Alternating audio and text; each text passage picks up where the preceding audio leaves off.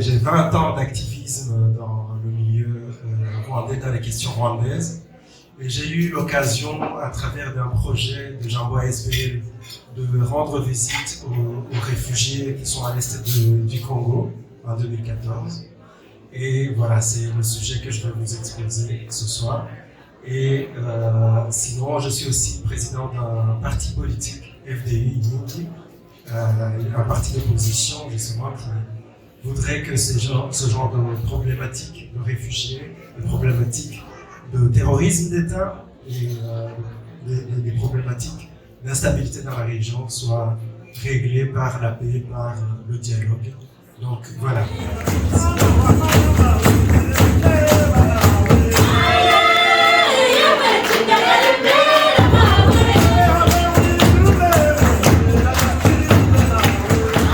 De passer aux questions du public, je voudrais un tout petit peu revenir sur Priscilla, qui a été très attentive, avec une question plus ou moins similaire à celle de Placide. Vous qui avez un focus plus important sur la femme, avec votre site ellem'inspire.com, quel message pouvez-vous donner au public qui est là par rapport à leur engagement, leur soutien, susciter l'intérêt sur votre initiative, ou en tout cas sur le sort de ces femmes qui sont à l'est de la RDC, et voire même partout ailleurs en tant que réfugiés? Je vais rejoindre beaucoup ce que Placide a dit, c'est évidemment de participer financièrement. Donc nous, on a lancé cette campagne, c'est d'en parler autour. Alors moi je trouve que, après c'est peut-être ma génération, mais les réseaux sociaux c'est incroyable maintenant, comment est-ce qu'on peut susciter l'intérêt, partager facilement, et on peut être pour ou contre, hein, mais je trouve que c'est un outil vraiment incroyable qui peut être utilisé à bon escient, et donc de partager les pages, de partager toute l'information qu'on trouve dessus, c'est aussi il y a énormément de valeur en fait là-dedans. On se rend pas compte de l'impact. Je suis souvent étonnée en fait au niveau de l'association, des gens qui sont engagés, du peu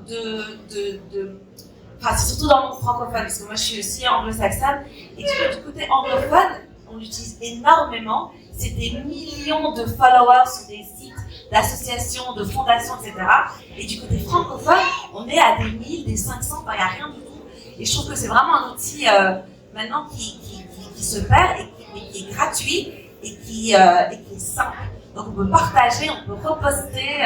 Il y a énormément sur la toile, sur Instagram, sur Facebook, il y a énormément de ressources à partager. Passer le temps plutôt que de scroller, c'est plutôt de partager et de partager son avis, de partager les campagnes, de donner dans les campagnes et d'inciter les gens d'envoyer des messages personnels à travers WhatsApp, etc. Vraiment de prendre. Moi, j'essaye chaque semaine de prendre quelques heures pour partager, et c'est comme ça que personnellement j'investis mon temps dans l'associatif. C'est des messages, c'est des emails, c'est des posts, et je vous assure que ça passe pas inaperçu, mais il faut faire, on va dire sauter sur le mouvement, quoi. Il faut que ça crée le mouvement, et après ça va prendre. Donc voilà. Merci beaucoup. Merci beaucoup. Je ne sais pas par où commencer. Je crois que j'ai un sentiment d'échec. J'ai un sentiment d'échec parce que ça fait 8 ans. Et je crois que même au vu de la tension de la salle, c'est aussi un échec. Ici, mon collègue ici parlait des morts, des gens qui sont en train de mourir là maintenant. Et dans la salle, je crois qu'il y a peut-être la moitié qui écoutait. Et c'est ça le problème. C'est que les choses se passent devant nous et on ferme les yeux. J'ai regardé il y a pas longtemps l'Empire du silence. ce film, ce documentaire qu'il faut qu'on regarde tous. Et j'ai beaucoup aimé la phrase de Emma Bonino qui a dit « Les gens ne veulent pas se battre pour la paix, les gens veulent qu'on les laisse en paix. » Et c'est ce qui se passe. Et ça, je ne vise personne, j'en fais partie. Ici en Belgique, on est très loin de la réalité que nos voisins, nos frères sont en train de vivre. Mais moi qui ai vécu au camp de Kachoucha à Bukavu, je sais de quoi il parle. Je sais que ce n'est pas une partie de plaisir, de vacances. C'est une catastrophe humanitaire. Et ça, je ne trouve pas les mots exacts pour pouvoir l'exprimer comme il faut. Quand j'y ai été en 2014, des enfants que vous voyez ici qui rigolent, qui jouent, il y en avait aussi. J'en ai tenu dans mes bras pour mes propres enfants aujourd'hui. J'ai fait le tour de quelques écoles, des écoles qui étaient dans des cabanes, c'est pas vraiment des écoles. Et j'ai vu des garçons, des filles de 15, de 20 ans. Ces gens avaient des rêves à cette époque-là. Mais il y a quelque chose qui est toujours revenu et que j'ai revu aussi dans la pire du silence, les témoignages des réfugiés. C'est le fait de vouloir que les gens sachent qu'ils sont encore en vie. Je me rappelle de Brave qui est quelque part là, et qui exprimait en étant Tingui, en disant, dites aux gens qu'on vit, on est là, on n'est pas mort, on est encore vivant. Dites-leur qu'on existe. Et ça, j'ai retrouvé le même message en 2014. Et mon sentiment d'échec aujourd'hui, c'est que j'ai l'impression de revivre la même chose et que rien n'a changé. Il parlait de la polarisation, de l'ethnisation, de la communautarisation du conflit. On a vécu la même chose en 94 au Rwanda, depuis 90, 94, etc. On a vécu la même chose. Rien n'a changé jusqu'à aujourd'hui.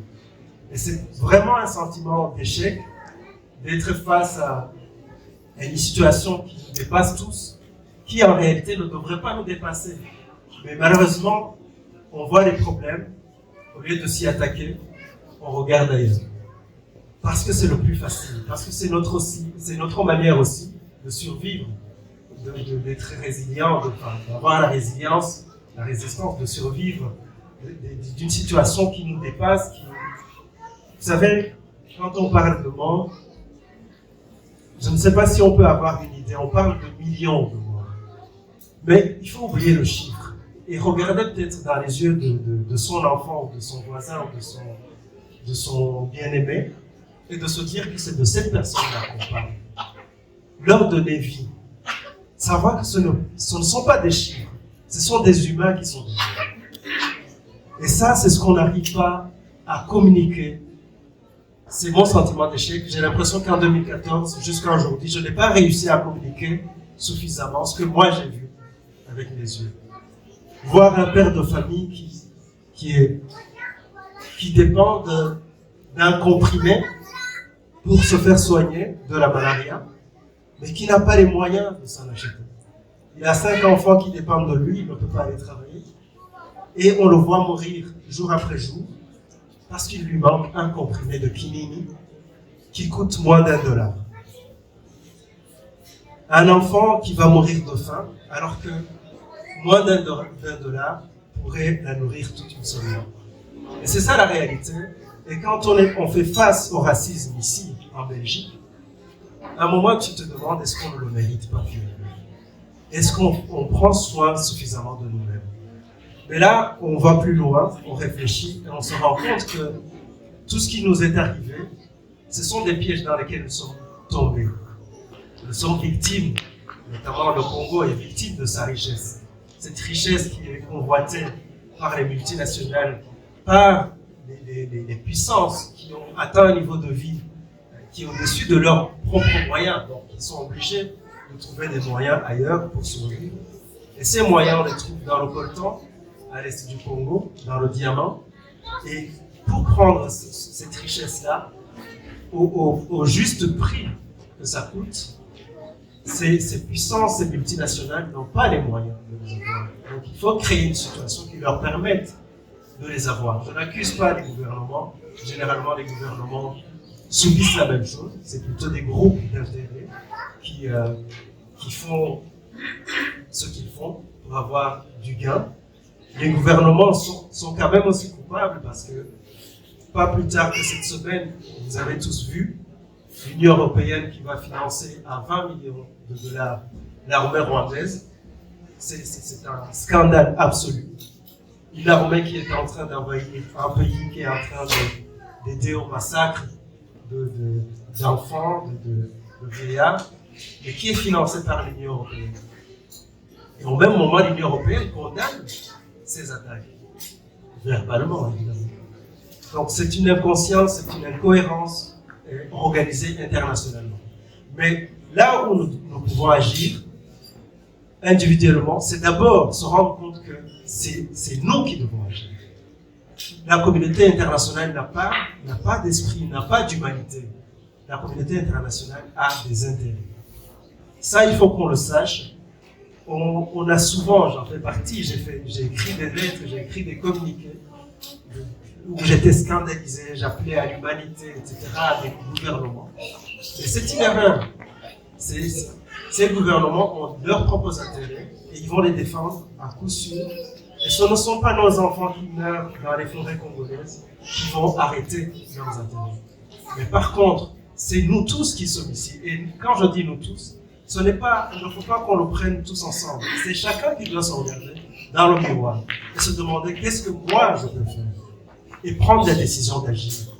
Parce que sans cette décision, que je vienne te parler, qu'on vienne me parler, ça ne changera rien. On viendra ici, on va partager un verre, on sourit, on se raconte des histoires, des expériences qu'on a eues la semaine passée. On ne va pas connecter à ces gens qui sont en train de mourir, à toutes ces familles qui sont jetées sur la rue, qui n'ont rien, qui ne savent pas de quoi sera fait demain et qui n'ont plus que leurs yeux pour pleurer et prier Dieu. Placide, excuse-moi de t'interrompre également, oui. Mais vu que tu parles concrètement de ce qui peut être fait, le public qui est là, nos frères, nos amis, nos familles, est sensible à la question des réfugiés. La thématique de ce soir, c'est bien SOS réfugiés et la salle est pleine. Donc, de ton expérience, de ton vécu, de tes activités nombreuses, voire même de ta sagesse, quel message concret pourrais-tu donner à la salle par rapport à ce qu'ils pourraient faire dès aujourd'hui ou dès demain pour continuer à soutenir une cause comme celle de SOS réfugiés? Écoutez, c'est vrai que devant cette salle, je ne devrais pas parler comme je viens de le faire parce que vous êtes déjà des personnes les plus engagées, les plus sensibles à cette question, mais on peut faire plus. On peut faire plus, on le sait tous. Moi-même, je peux faire plus. Je pense que je peux donner plus d'argent. Je peux donner plus de temps pour écrire, pour sensibiliser. Mais la seule chose qui va changer la catastrophe humanitaire à laquelle nous faisons face, c'est que chacun dise ici, à partir d'ici, se lève et dise, je pense qu'on est quasi la totalité, on est tous belges, c'est pas 90%, et disent à ceux qui prennent des décisions. Ici, la décision de donner 20 millions de dollars à l'armée rwandaise a été prise par des élus, des gens que nous avons élus. Et c'est à nous d'aller à la commune, aller vers le député de notre circonscription. Moi, je viens de Namur. On a des députés qui viennent de Namur. Allez les voir et leur dire, voilà, la situation au Congo est telle, quelle est votre approche? Il y en a qui sont sensibles. Je voyais l'intervention de Arena, je pense, qui est très sensible. Il y en a qu'il faut aller chercher cela. Et puis, par ailleurs, nous avons plusieurs organisations. SOS Réfugiés, et ça, il faut vraiment féliciter les organisations qui ont pris directement après le voyage de 2014 cette initiative de SOS Réfugiés, de mobiliser les fonds pour ces réfugiés. Il faut les féliciter. Ça, c'est une action concrète et qui change les choses, la vie au quotidien de ces réfugiés. Et ces organisations, qu'elles soient de société civile, qu'elles soient des partis politiques, il faut s'engager. Chacun de nous doit s'engager. Que ce soit dans la politique, que ce soit dans la société civile, Mais chacun doit s'engager dans une ou une autre organisation. Donner de l'argent n'est pas suffisant. Et donc, nous pouvons faire plus. Et deuxième chose, il faut s'engager. Dans n'importe quelle organisation, il faut vraiment s'engager. Et ça, c'est de la responsabilité morale de chacun. Nous venons de cette région, pour beaucoup, ou en tout cas les amis aussi qui l'ont vécu ou qui sont sensibles. C'est une responsabilité morale de prendre action. La vie est très courte et dans cette vie que nous vivons, nous avons une mission, c'est celle de changer les choses parce que ce qui se passe à l'est du Congo, au Rwanda, dans la région, c'est une catastrophe humanitaire comme on n'en a vu nulle part ailleurs ces 10 dernières décennies. Donc voilà. Merci beaucoup, Placide. On peut l'applaudir.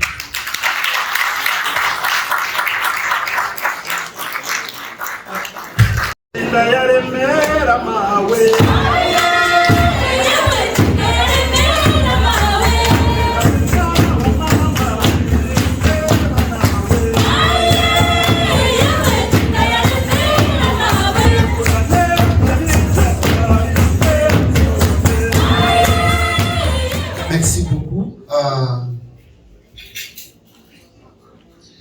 C'est compliqué pour nous parce que en venant ici même, j'ai été menacé. Donc les menaces sont permanentes. Mais je pense que la question de la paix, c'est une question difficile dans notre région. Et quand vous osez parler de cette question, vous êtes mal vu et vous êtes pointé. Mais qu'est-ce que nous allons faire? Il vient de parler. Si nous tous, nous allons fuir, maintenant qui va parler au nom de cette région? Je pense que je dis toujours aux jeunes avec lesquels nous travaillons que la région est obligée d'accepter de sacrifier 2 ou 3 générations. Et les sacrifier signifie accepter tout ce qui va arriver, mais parler que nous avons besoin de la paix dans la région. Nous sommes obligés de nous sacrifier, sinon ces pays de la région vont disparaître sur la carte du monde. Nous sommes à Goma, chaque jour nous recevons des menaces. J'ai été menacé par l'M23 chaque jour parce que nous faisons le suivi avec les jeunes de tout ce qui se passe. Nous dénonçons ce qui se passe. Mais qu'est-ce que je veux faire? Est-ce que je dois fuir?